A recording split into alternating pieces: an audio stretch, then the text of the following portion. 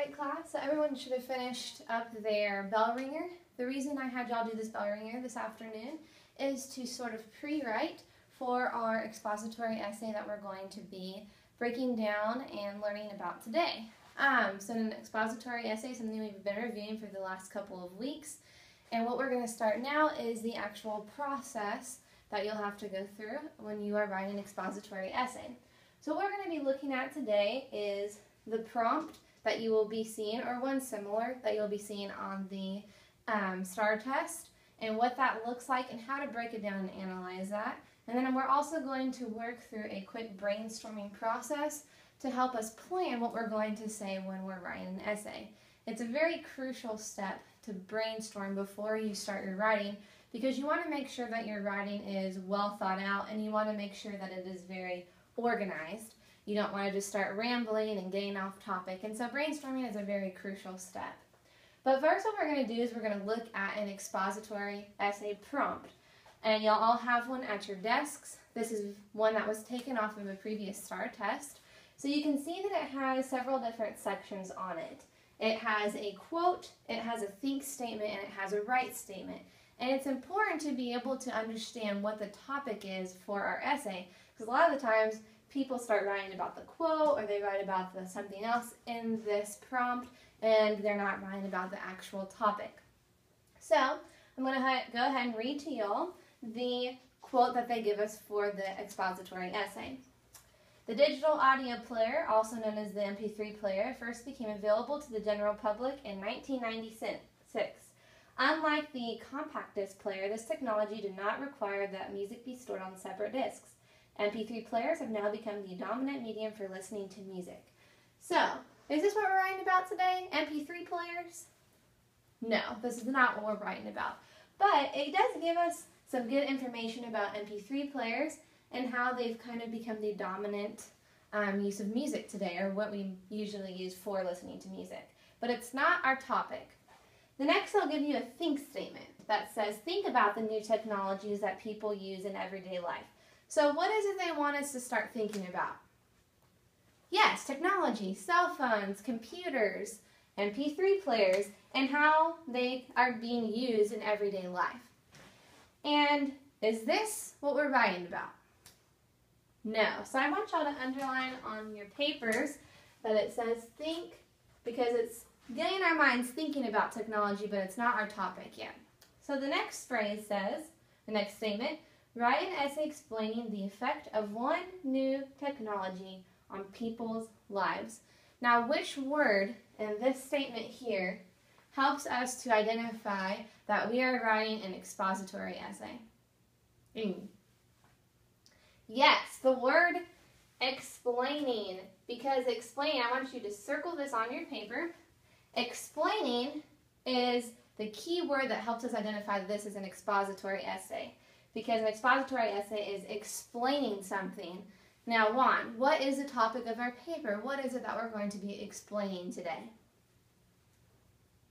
Yes, I want you to underline this. We're going to explain the effect of one new technology on people's lives. So I want you to underline that right here.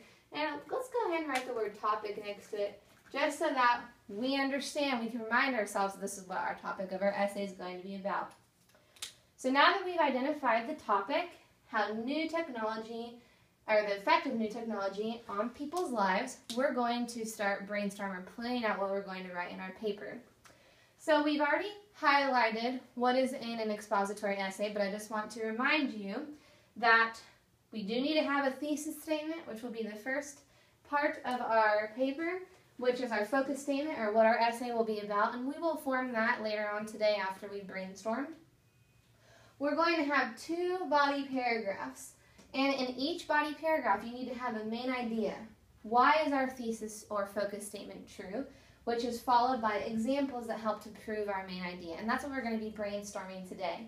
So you need to have 2 body paragraphs, and then lastly a conclusion which re-emphasizes our main ideas, and we'll hit those again once we get working on our thesis and our conclusion. But what I want to focus on right now is the main idea. Why our thesis is true. So our topic of our paper is explain the effect of one new technology on people's lives. So let's think about one new technology in people's lives and how it has affected them. I can think of one. Y'all use it daily. Okay, anybody tell me what that one might be? Yes, cell phones. So, someone tell me how cell phones, just to get a main idea for our entire paragraph, why this is true, how cell phones have affected people's lives. One general statement about how cell phones have affected people's lives. Yes. Okay, great. So one way that cell phones have affected people's lives is that they help us to communicate on a daily basis. So I'm going to go ahead and write that underneath my main idea, and what I'd like you to do is copy this on your brainstorming sheet as well. So cell phones help people communicate on a daily basis.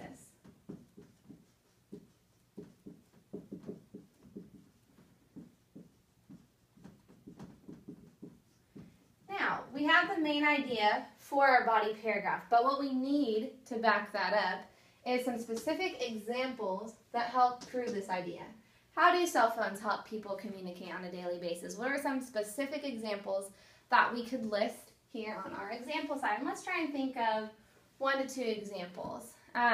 Jesse, can you give me one example of how cell phones have helped people communicate on a daily basis? Yes, okay, exactly. We have media such as FaceTime or Skype that helps us to not only talk with people, but to actually see them if they're maybe in a long distance relationship, or maybe it's a student and a parent trying to communicate. I know in college I was 6 hours away from my parents, and so we like to use Skype to communicate with each other.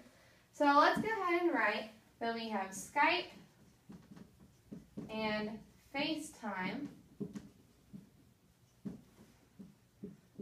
which help people keep in touch and kind of see each other. So what is another way that cell phones help people communicate today? Something specific. Yes.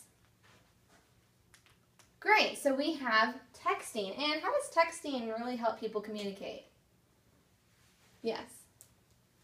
Great, so it helps parents and it helps their kids kind of keep in touch with one another, know where they're at, maybe if they got out of school early. So let's go ahead and write texting. And let's write helps parents keep track of their kids. Excellent. So what we would do is we would initially begin our body paragraph introducing what it will be about, the main idea, and then we will help back it up by going into more detail with our examples. So what I want y'all to do on your papers is I want you to think of one more main idea or way that cell phones have helped people or affected their lives. And then what I want you to think of is 2 examples that support your main idea. And what we're going to do is we're going to share those as a class, and then I'm going to have you do this on your own, that you can start planning for your own expository essay. So let's go ahead and take 5 minutes to come up with another main idea statement and 2 examples that support that main idea, and I'll be coming around to check your papers.